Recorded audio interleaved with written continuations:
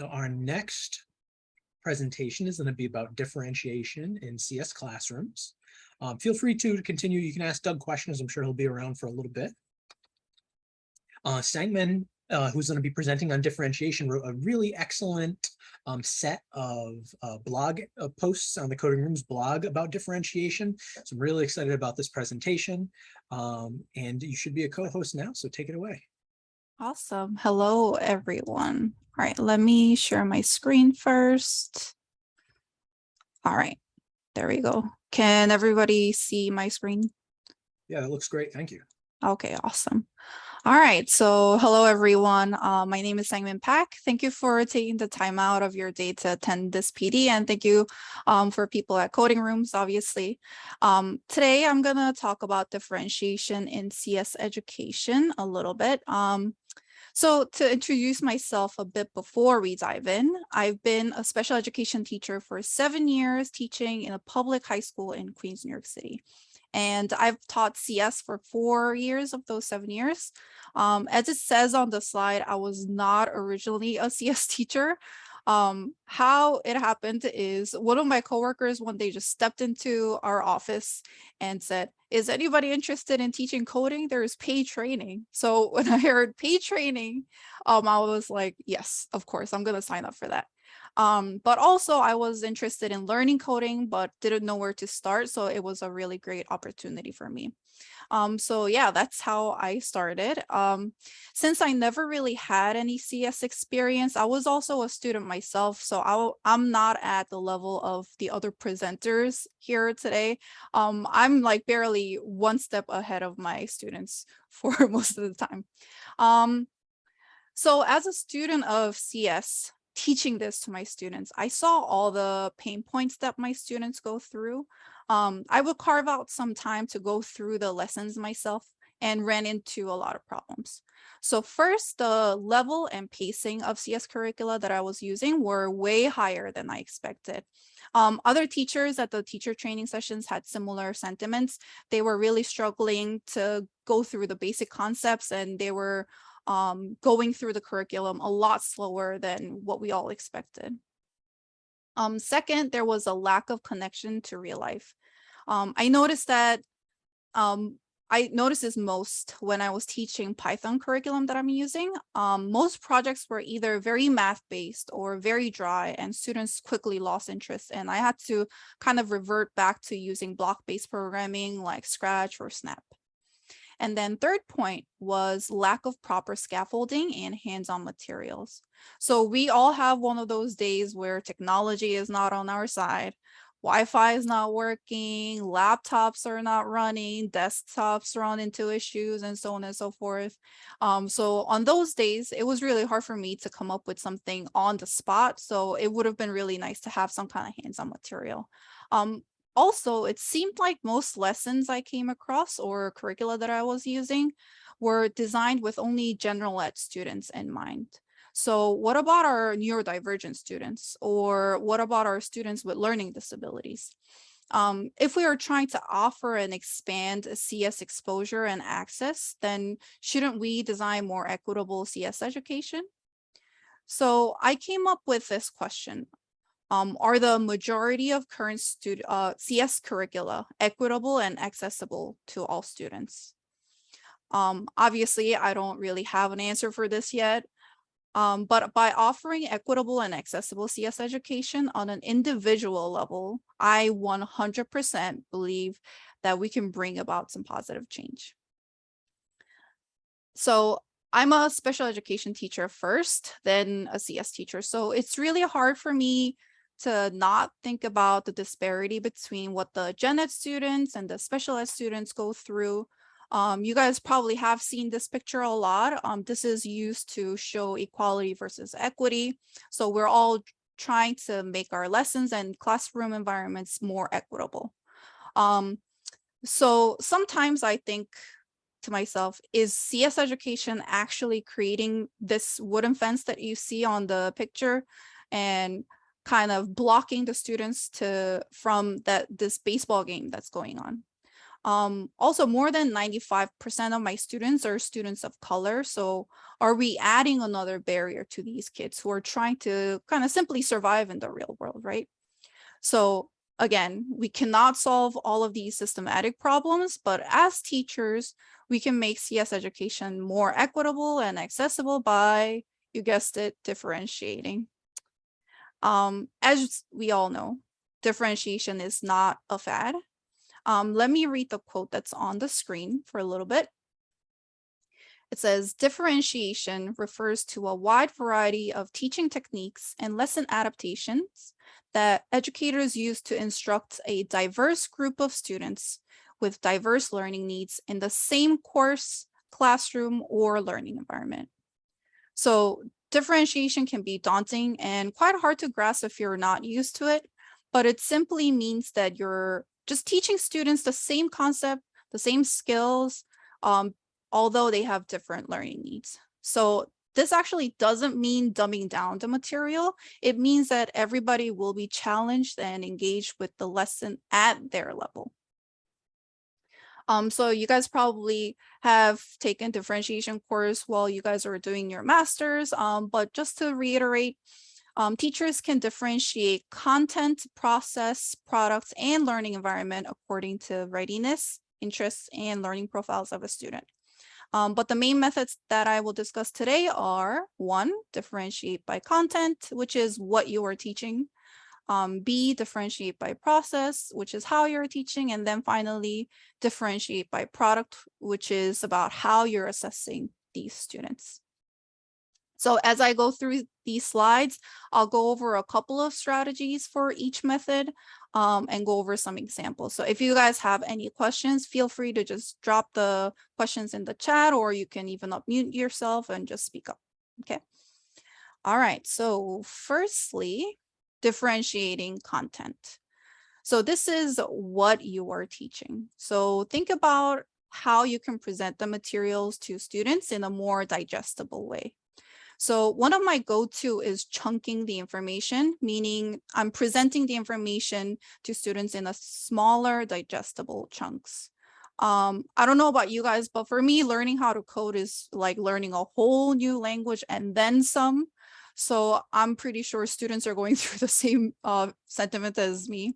So make sure that your students are not overwhelmed in that 45 to 50-minute periods. If you're lucky, you get a block period, that would be great. But again, build in some breaks and check-ins throughout the lessons so that you're not really teaching through the whole period. Also, I can say this from my personal experience that practice makes perfect. Create a lot of exercises where students can actually apply what they've learned and practice coding. Nothing will really stick until they practice what they've learned multiple times. Another strategy is to actually not use computers and do some unplugged activities. These activities are great opportunities to kind of like shake it up a bit. So there are so many of these online, so I won't really list them, but I'll show you guys one example that I did in class. I actually learned this activity called Sort the Cards at one of the teacher training sessions. And I had so much fun myself that I wanted to try it in my classroom as well. So I'm not sure if I am sharing the sound. So let me just make that clear. Oh, I'm not sure, but let's just play the video for a quick second.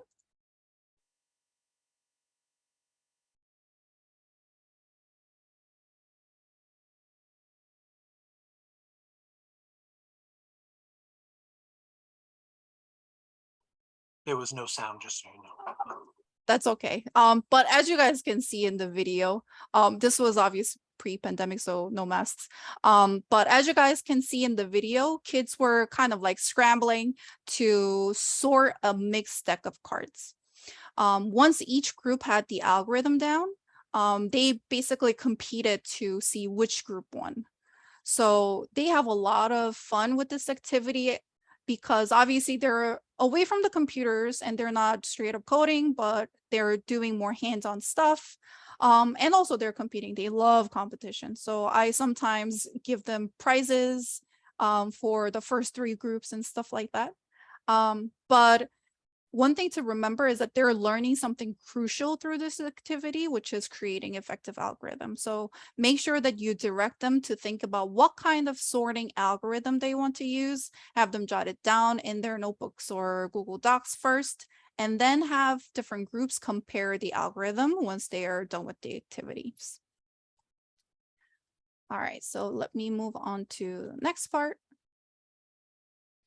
So I totally understand that we as teachers rarely have time to plan, let alone even differentiate. So I always use these no time strategies. I think differentiating content is the easiest to apply these no time strategies.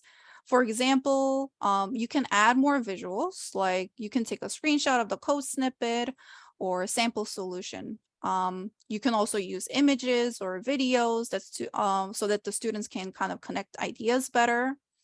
You can also even act out certain, I call it pseudo algorithms.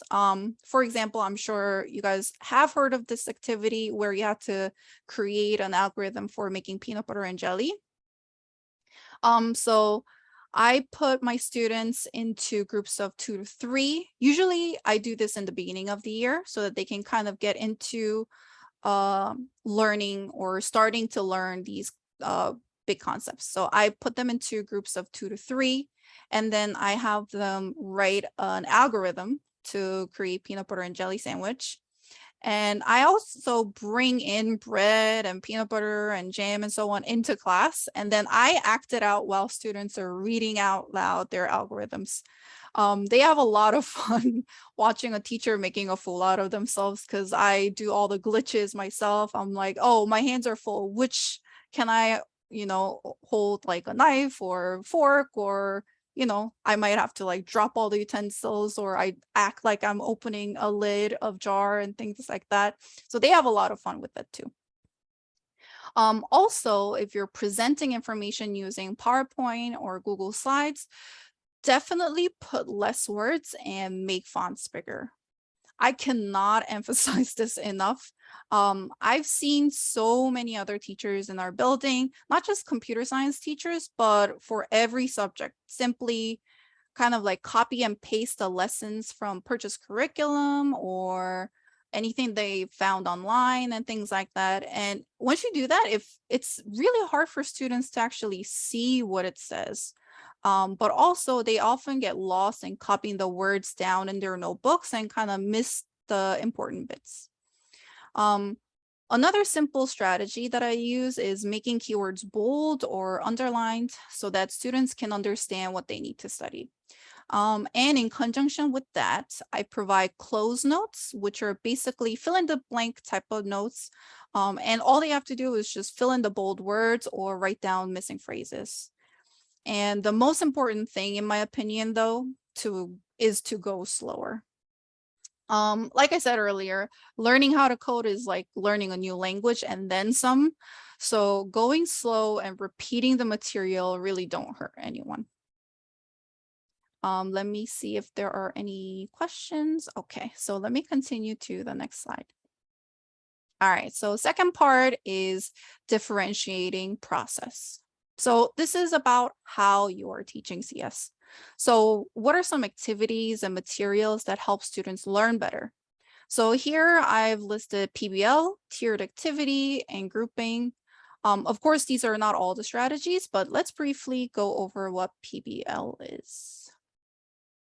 As you guys know, PBL stands for project-based learning. And I would say this is the most time-consuming strategy to differentiate, because you have to think about what the main project would be that's worth their time, and also think about how to help students learn the CS concepts along the way. You have to create rubrics from scratch so that it matches what students have learned and what they're creating, and so on and so forth. So I'm trying not to scare anyone, but definitely there are definitely clear benefits to using PBL. The main benefits, in my opinion, are that it mimics real life, where students learn as they go rather than being front loaded with all the concepts, then applying them while coding. So instead of following a curriculum, you have a lot more freedom on what kind of projects students can work on that will actually reflect the problems that industry faces. So for my school, 12th grade students are creating a website using React.js, which lists technical and soft skills that tech companies are looking for. So through that project, of course, they're learning how to code using React along the way, but they'll also pick up soft skills such as communication skills, time management, and self-accountability, which is really important, that most entry-level candidates lack. And another benefit is that you can offer a variety of student roles. So students who are not strong coders can still learn the basic concepts, but you can have them be assigned to a tech adjacent or a non-tech position, such as a project manager, UI UX designer, user researcher, account manager, marketing manager, and so much more. I did see a question pop up just now. When you go slower, what about the high achiever students? So when I say go slower, I mostly talk about like the lesson pacing. So if I am going too slow, I would have extension activities built into different assignments. I will talk about it in a second. So that's where tiered activity comes in. So I'll hold off on your question for now. Roseanne says, do you make them write or type notes or give it to them, paper or screen? So I sometimes mix it up. So I had 1 year where I was like, I am dedicated on computer science journal. I had them write out different, like, you know, a certain format. I had them index the pages and, you know, they had to write down the focus and the do now and everything.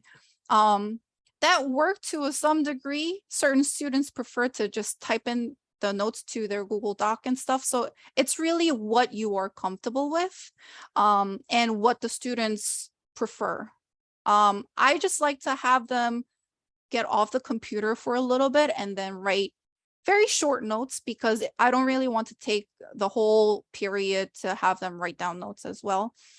So keep the lessons relatively short so that you're not letting any students kind of, you know, kind of twiddle their thumb because they're bored or they're like struggling to write down all the notes. So keep it to a minimum. Ideas for prizes. Okay, I'll answer that one later. All right, let's move on to the next part. So if I'm pronouncing your name wrong, I'm sorry, but Heba, Heba, said, when you go slower, what about the high achiever students? So this is where tiered activities come in. So you can create different checkpoints in activity. So students who are struggling will still feel successful, obviously. But if they are a little bit higher achieving, they can just go through all the checkpoints. And as you can see on the screen, I took a snippet of one of the Python activities that I do with my students. It's a really quick activity, but again, students do struggle with learning these concepts. So as you can see, checkpoint 1 has kind of like almost all the scaffolding that's built in. And then as they go through the checkpoints, the questions get a little bit more challenging. It requires more critical thinking, and I've removed all the scaffolding for checkpoint 3.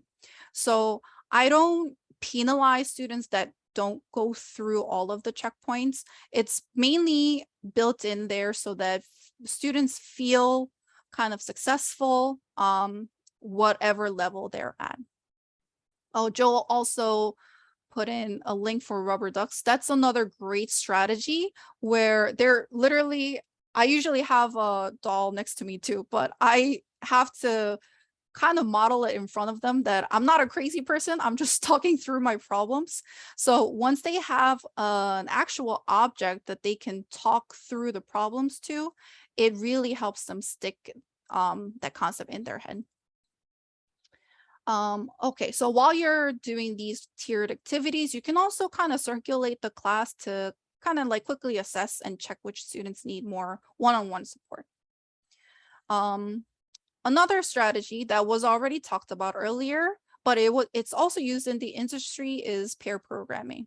So if you guys didn't catch it earlier, pair programming is putting two coders together with one computer, and you assign them a role of driver and navigator.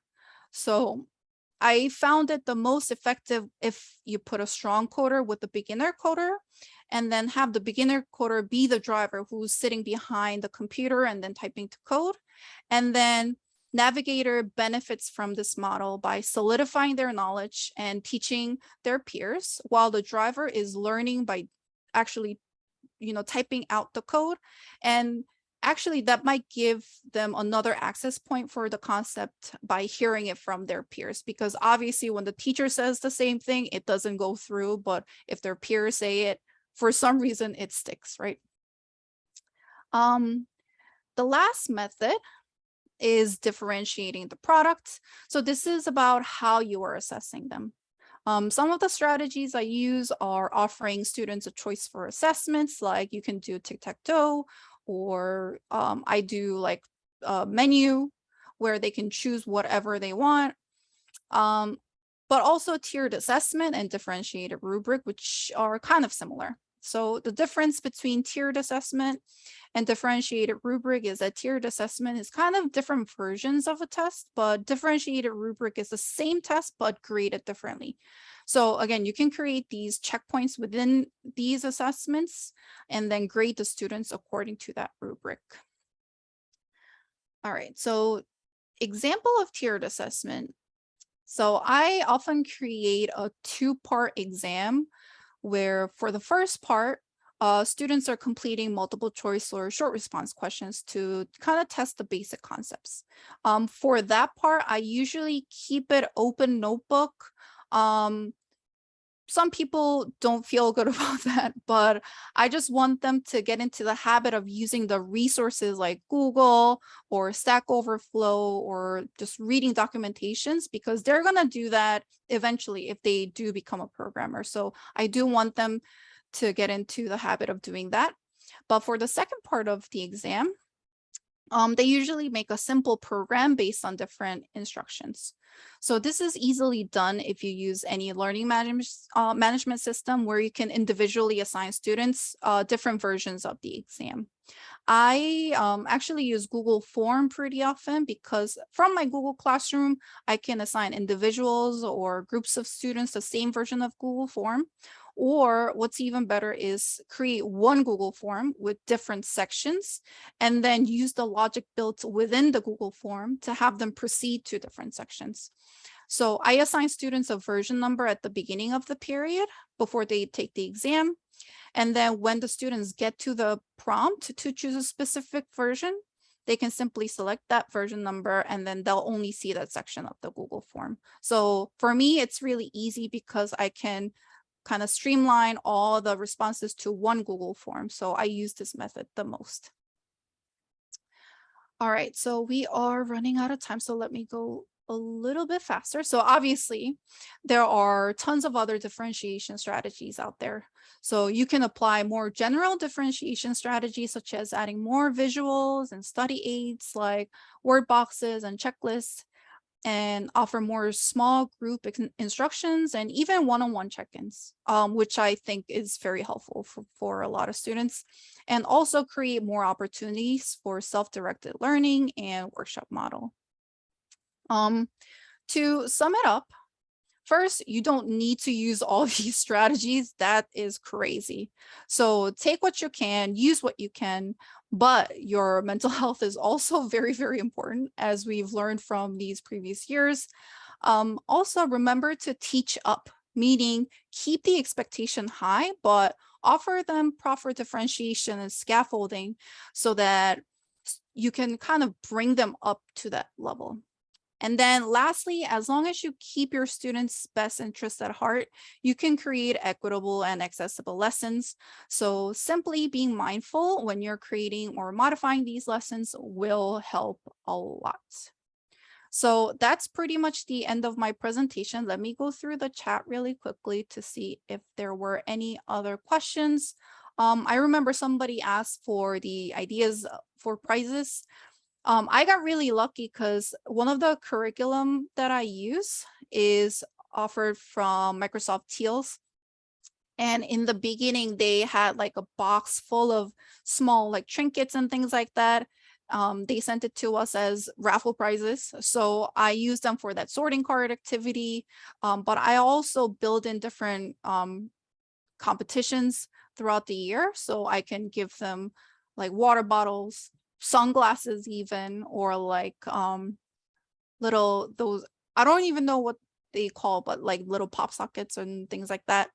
So yeah, they love anything. They love free stuff, so they'll take anything. Roseanne said, I do points for rewards. They can use it in any assignment they decide, accumulate extra. I give them raffles. I actually did this year. So I was using these punch cards for anyone who's turning in their phone, because that was becoming a huge issue. So they were able to use that towards any assignment of their choosing, so they can add it to any classwork, even exams and projects. So it's really up to you and how you build out your classroom. And also it depends on how you communicate with your students and things like that. So whatever you feel comfortable, you take it and you use it. All right, let's see. Whenever I do different versions of the exam, the students complain that it is not fair. So I try to keep it a very, I don't know, kind of secret that they're getting different versions. And I always say, oh, it's because you guys cheat all the time. But in fact, I'm actually offering them differentiated assessments and things like that. Yep. So we still have about 3 minutes. So if you guys have any other questions, put them in the chat. But thank you everyone for listening to me. Feel free to connect with me via my email. I also put my LinkedIn address there. So the phone strategy. Okay, so I bought these little sleeves that I got from Amazon, where students come in, and as they are coming in, they just put their phones in. So for certain classes, I kept it voluntary because I didn't have too much phone issues, but certain other classes that were more problematic, I, kept it as a mandatory thing. But obviously students really, they come up with different ways to say, oh, I don't have my phone today, or like, oh, I never had my phone, or my mom took my phone, things like that. So yes, I do give them punch cards. So at the end of the period, I just, it's like a point card for you, for like cafes and things like that. So again, Amazon is a great place. So I got a bunch and I punch their cards at the end of the day for students who turn in their phone. And then once they collect a card, they can use it towards their exams, classwork, and things like that. So I have like different grading for these punch cards. So they can replace it with like one homework or one classwork. But if you want to use it towards your exam, you can add like 5 points instead of like 10 points, things like that. So it's really up to you on how you feel comfortable and what your school rules are about the phones, things like that. But that's what I did this year. And it actually helped a lot. All right, suggestion, tell students to turn the phones off at start of class. And if they pull after, they broke rules. Yeah, so whatever floats your boat, honestly. I just had another coworker use a punch card, and I thought that was a great idea. So I wanted to apply that to my classroom too.